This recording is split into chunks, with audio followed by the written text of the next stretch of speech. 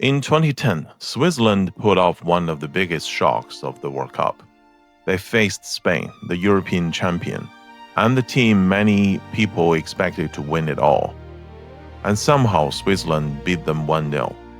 Spain had the ball most of the time. Spain controlled the game, but Switzerland still found the winning moment. And in the end, they were the only team to beat Spain in the whole tournament. Oh, I didn't know that. Yes, and that tells you almost everything about Switzerland as a tournament team. Switzerland has been to the World Cup 12 times before 2026. This will be number 13. Their best runs came many years ago when they reached the quarterfinals in 1934, 1938, and 1954. And that 1954 tournament gave us one of the wildest games ever, a 7-5 loss to Austria. That is still the highest scoring World Cup match in history. But in modern football, Switzerland has become something different. A team that is almost always there and very often gets out of the group. So they're not flashy, but they're kind of the team nobody wants to draw. Let's look at the Zen 8-factor analysis of this Switzerland team.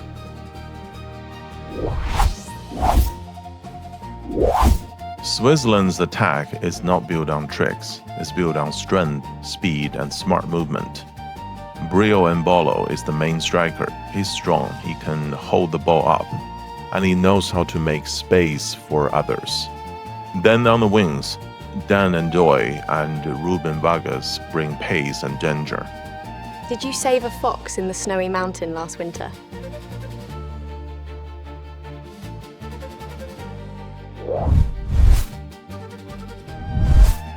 This is one of the hardest defenses in the tournament to get past. Manuel Akanji is the leader. He sees danger early, stays calm, and passes the ball with real quality. Nico Elvedi is the steady one. Tall, smart, very hard to rattle. Ricardo Rodriguez brings experience, leadership, and a dangerous left foot to set pieces. That gives Switzerland a defense that is smart, calm, and very tough to beat. So this defense isn't just solid, it sounds fast, nasty, and really difficult to stretch. Yes, Switzerland makes defending look unemotional. That's part of the power.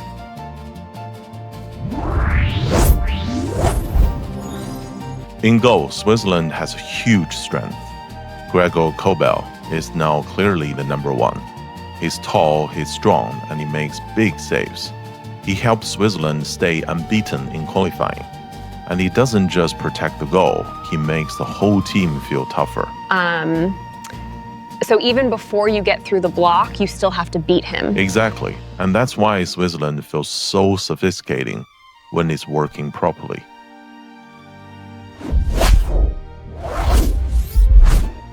At the center of this team is Granit Xhaka. He's the leader, the organizer, the player everything runs through. Almost every big Swiss attack starts with him. He passes more than anyone else. He controls the speed of the game. And when he's calm, the whole team looks calm too. That is why he matters so much. When Xhaka is in control, Switzerland starts to look really hard to stop. So if I only learn one name in this whole team, it has to be his name. Yes, if you understand Xhaka, you understand Switzerland.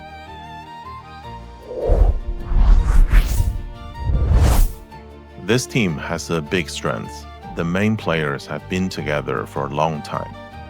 Xhaka, Rodriguez, Akanji, and Embolo already know each other really well. They know the runs, they know the timing, and they know how to help each other in defense. So even when Switzerland changes shape in the middle of a match, it still stays organized. That is what makes this team so hard to break. So while other teams are trying to feel their way through a tournament, this team already knows where everyone should be. Exactly. And that kind of trust is one of the reasons they keep going deep. To help you to get the full World Cup experience, World Cup 6-7 team has built a suite of tools for you, including the Zen 8-factor guides for all 48 teams, progress trackers spreadsheet, recipe book for the signature dishes for all 48 countries, match previews, and a lot more.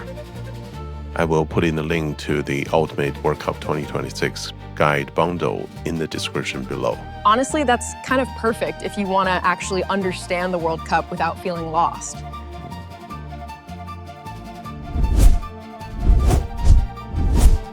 Switzerland has a very good travel setup for this tournament.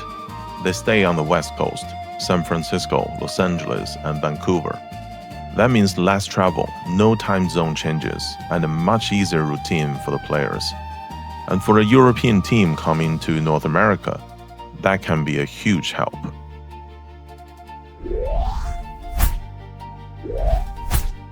For a long time, Switzerland was not seen as a team that could really dominate in the air.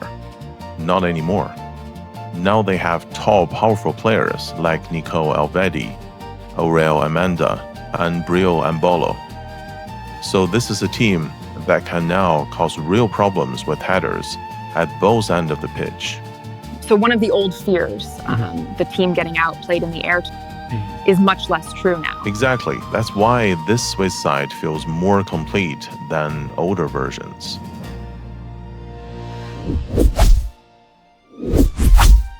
And now the X Factor. For Switzerland, it's simple. They're not scared of big teams. They already knocked out France and Italy in recent tournaments, so they now believe they can beat anyone. And the other big thing about them is how calm they stay. Some teams panic when the game changes. Switzerland doesn't. If they're winning, they stick to the plan. If they're losing, they stick to the plan. The calmness makes them very dangerous. So their superpower is basically they don't panic and they don't care who you are. That's exactly it. And that makes them very dangerous in knockout football. And here is what I believe. Switzerland really could make the semifinals. Not because they're the most flashy team, but because they're smart, steady, and very hard to knock off their game. And this tournament setup suits them really well. So yes, this sounds bold, but I can see it. So are they still a dark horse or are they already a global heavyweight now? That is exactly the question. Tell me in the comment, how far do you think the Switzerland team can really go? And if you want the full 48 team journey plus the tools behind it, subscribe and check out the World Cup 6-7 bundle below. Please also check out the music video for the Switzerland remix of the channel's theme song. Thank you. I thought it's the World Cup 2026. Why are we called World Cup 6-7? 6-7.